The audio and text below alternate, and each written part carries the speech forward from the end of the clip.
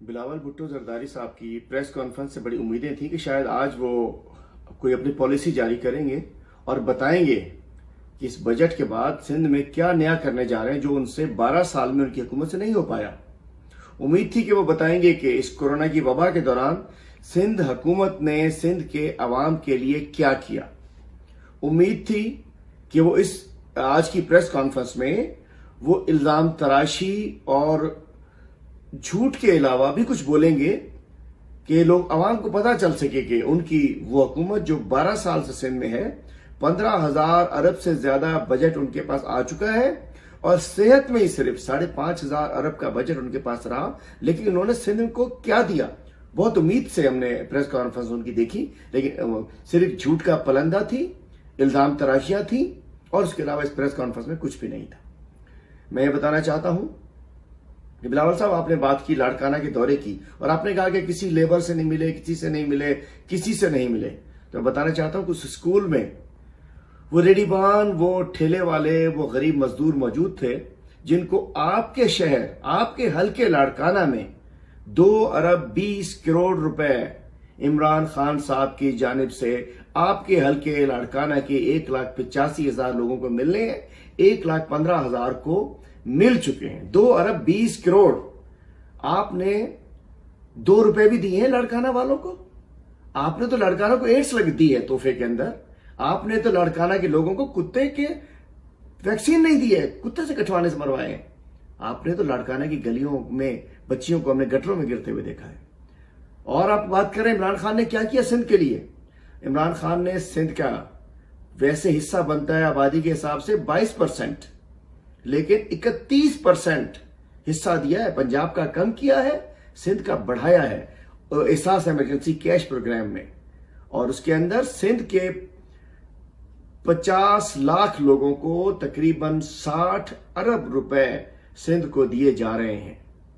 पूरे मुल्क को 193 अरब दिए जा रहे हैं, 1 करोड़ 61 लाख लोगों को, जिसमें से 50 लाख लोग सिंध के हैं। तो ये सिंध को इमरान खान ने दिया है। अस्पतालों पे आपने, मुझे अफसोस हुआ कि आपने भी बड़ी एक शहीद रानी बेनजीर भुट्टो के बेटे वाली बात, आपकी लैंग्वेज आज नहीं थी। आपने कहा अस्पतालों पे हमला किया जा रहा है। अफसोसनाक बात है। सुप्रीम कोर्ट ने फैसला किया है। और गुमराह ना कीजिए बिलावल साहब, ये पहले भी वफाक के जेर इंतजाम अस्पताल हुआ करते थे। ये वफाकी अस्पताल थे, सिंध के नहीं थे शुरू से। 18th अमेंडमेंट में चले गए थे वफाक में। सुप्रीम कोर्ट ने फैसला किया, उसके तहत वफाक ने खत लिखा। आपने कहा अस्पतालों पे हमला किया जा रहा है। ये कब तक आप लोग सिंध कार्ड खेलते रहेंगे? कब तक आप लोग वर्गलाते रहेंगे लोगों को? आप जैसे शहीद रानी के बेटे से ये अल्फाज अच्छे नहीं लगते कि एक ऑफिशियल मामला, सुप्रीम कोर्ट का फैसला, वफाक के अस्पताल या सिंध में जो भी सुप्रीम कोर्ट ने कहा वो होगा, आपने उसको अस्पतालों में हमला करार दे दिया। आप सिंध में 111 हेल्थ फैसिलिटीज, THQ और RHCs, तालका अस्पताल आपने IHS और दीगर NGOs को दे दिए। वो तालका अस्पताल आपसे चलता नहीं है। आप बड़े बड़े अस्पताल चलाएंगे। आपने इंडस अस्पताल को उसका दे दिया, बदीन का अस्पताल आपने मर्फ को दे दिए, ठट्ठा सजावल का अस्पताल आप तो NGOs को दे रहे हैं। सिंगल लाइन पैसा ट्रांसफर होता है, उसमें पार्टनरशिप है बहुत सारे आपके अहम लोगों की। और आप कहते हैं 3 अस्पताल चाहिए। और पता होना चाहिए NICVD के अंदर 65 लोगों लाख तनख्वाहों पर लोग रखे हुए हैं। JPMC में NGOs बहुत सारा काम कर रही हैं, साइबर नाइट बहुत कुछ NGOs कर रही हैं। आपने कहा कि हमला हो गया।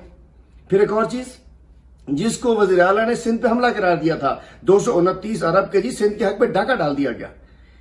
एक चीज तो आपने की कि आपने बताया कि नहीं, सिंध नहीं पंजाब में भी कम मिले हैं। तो आप तो माशाल्लाह आप सब बाहर के पढ़े हुए हैं। पता होना चाहिए कि रेवेन्यू कलेक्शन के हिसाब से शेयरिंग डिस्ट्रीब्यूट होती है। रेवेन्यू कलेक्शन के हिसाब से जब रेवेन्यू ही कम कलेक्ट हुआ तो उसी लिहाज से तमाम सूबों को कम गए, सिंध को भी कम मिला, पंजाब को भी कम मिला। उसको सिंध का हमला आपके वज़ीर आला साहब ने कहा था। अच्छा, वो आपने तस्हीह कर दी कि रेवेन्यू कलेक्शन कम हुआ, इसलिए ये सूरत हाल हुई। तो मैं कहना चाहता हूं कि आज की प्रेस कॉन्फ्रेंस अफसोसनाक थी। और बात करते हैं NFC अवार्ड।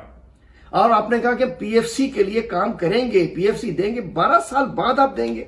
2007 से PFC पेंडिंग है। NFC भी आईनी है तो PFC भी आईनी है। मतलब आपको माल खपे, आपकी हुकूमत को सिंध में माल आ जाए, नीचे ना जाए, डिस्ट्रिक्ट लेवल आम आदमी को ना मिले। और तरक्की सिंध में किसने की है? सिंध की तबाह हो गया सिंध। 10 साल 12 साल के अंदर सिंध को तबाह बर्बाद कर दिया गया है। और आपको एनएफसी चाहिए, सूबे में पैसा चाहिए, नीचे नहीं चाहिए। और 18th अमेंडमेंट 1973 के आइन में 18वीं तरमीम आप लोगों ने की है। जब तरामीम हो सकती है तो उसके बाद भी हो सकती है बेहतरी के लिए। 18वीं तरमीम के खिलाफ हम नहीं है, लेकिन 18वीं तरमीम में जो गलत तरामीम है, जो चूंकि डायलॉग तो हुआ नहीं इस पे असेंबली के पार्लियामेंट के अंदर, तो 18वीं तरमीम पे कोई हमला नहीं हो रहा। 18वीं तरमीम को आप लोगों ने अपना एक लूट मार का जरिया बनाया हुआ है, उसको ठीक करने की कोशिश की जा रही है। और अल्हम्दुलिल्लाह कहाँ इमरान खान और कहाँ आप। अल्हम्दुलिल्लाह इमरान खान साबिक पाकिस्तान के अवाम के, गरीब के अवाम के लीडर हैं, और आप तो बंगलों में रहते हैं, प्रेस कॉन्फ्रेंस करते हैं, फिर छुप जाते हैं। मैं आपसे आज चैलेंज करता हूं, इमरान खान आपके हल्के में मजदूरों के बीच में होकर आया है, जरा जाइए तो सही, कहीं जाइए तो सही अवाम के अंदर। अवाम में जाते डर लगता है, बातें करनी सिर्फ आती हैं। तो आज की अफसोसनाक प्रेस कॉन्फ्रेंस थी बड़ी। मैं कहता हूं मुझे बड़ा अफसोस हुआ कि आपने सिंध के लिए ना कुछ किया। चले जबानी कलामी कुछ कर देते, कुछ प्लान बता देते कि आप फ्यूचर में क्या करेंगे जो आज तक आपने नहीं किया, और आप क्या बजट में आप क्या बेहतरी लेकर आ गए। बड़ा अफसोसनाक प्रेस कॉन्फ्रेंस थी, हम इसकी मजम्मत करते हैं। ये प्रेस कॉन्फ्रेंस नहीं होनी चाहिए। इस किस्म की प्रेस कॉन्फ्रेंस दूरियां पैदा करती है, वफाक को कमजोर करती है। जो आप भी सिंध कार्ड खेल सकते हैं, अब आप सिंध कार्ड नहीं खेल सकते।